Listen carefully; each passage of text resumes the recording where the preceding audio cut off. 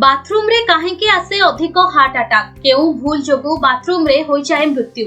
वर्ष को वर्ष हार्ट अटैक मामला बढ़िबारे लागिछि। सेथिरु अधिक हार्ट अटैक बाथरूम रे हेउथिबार देखिबाकू मिलुछि। किछि लोक एहाकू पोस्ट इफेक्ट बोली कहउछन्ति। तथापि बाथरूम रे हार्ट अटैक आसिबार प्रकृत कारण कोन ए नै विशेषज्ञक भिन्न मत रहिछि। चालंतु जानिबा एहा पछर रहस्य। विशेषज्ञक मतरे हार्ट सह जड़ित समस्या थिबा लोकंक ठारे हार्ट अटैक रो संभावना अधिक। अमेरिकार एक गवेषणा संस्थार रिपोर्ट अनुसार प्राय 11% रु अधिक हार्ट अटैक मामला बाथरूम रे ही होइथाय, जेउथरे रोगी मृत्युवरण मध्य करिथाय। एही रिपोर्ट रे खुलासा करा जायछि कि बाथरूम रे हार्ट अटैक रो विपद अन्य स्थान अपेक्षा अधिक होइथाय। पेट खराब, हृदस्पंदन रे अनियमितता, ठंडा पानी रे गाधोइबा और अधिक मानसिक चाप रे रहिबा द्वारा हृदघात बा हार्ट अटैक आसीथाय। आ एहार सबुठु बड़ कारण हेउछि शरीरर उत्ताप अनुसार न गाधोइबा। अनेक लोक शीत दिने मध्य अधिक ठंडा पानी रे गाधोइथांती। या सह किछि लोक गाधोइबा बेले जोर जोर रे कार्यकलाप करंती किबा एपट सेपट हुअंती। एहा द्वारा हार्ट रे चाप वृद्धि पाए और यह हार्ट अटैक रो कारण बनिथाय।